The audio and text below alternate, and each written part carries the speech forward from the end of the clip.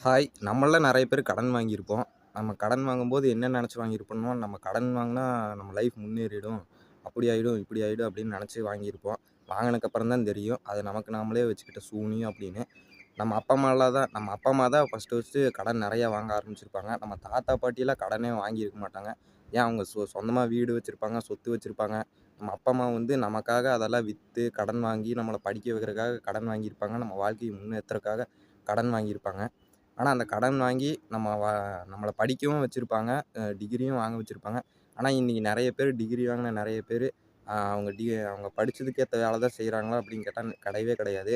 கூலி வேலைக்கும், லேபர் வேலைக்கும் தான் போயிட்டுருக்காங்க. அதனாலேயே வந்து அவங்க வந்து எஜுகேஷன் லோனு, அந்த லோனு, இந்த லோனு எல்லாம் வந்து கட்டுறக்காக அவங்க மேல தான் வந்து தலையில தான் வந்து விடியுது.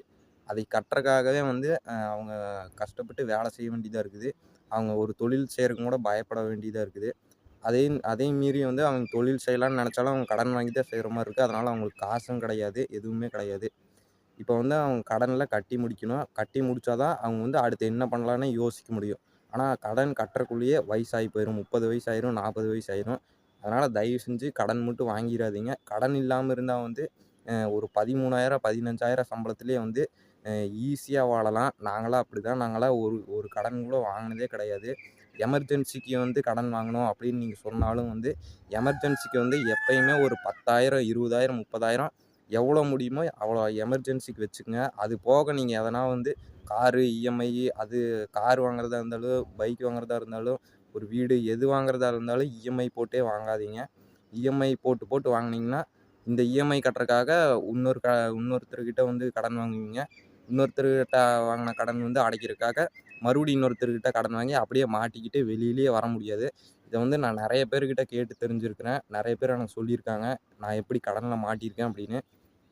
அதனால தயவு செஞ்சு கடன் வாங்குறதுக்கு முன்னாடி யோசிச்சுட்டு கடன் வாங்குங்க.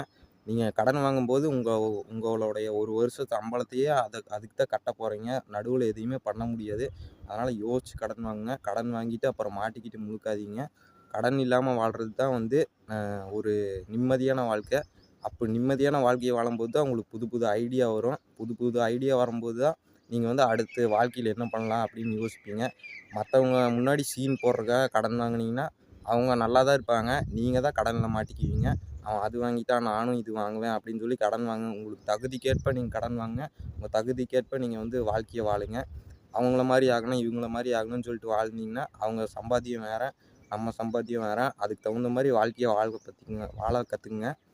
சம்பளம் எவ்வளோ வருதோ அவ்வளோ கடன் வாங்குங்க. சம்பளத்துக்கு தகுந்து மீறி கடன் வாங்குனீங்கன்னா, நீங்க மாட்டிக்குவீங்க. அது வந்து வெளியிலயே வர முடியாது.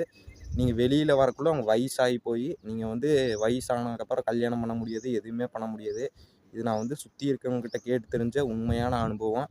தயவு செஞ்சு கடன்ல மாட்டிக்காதீங்க.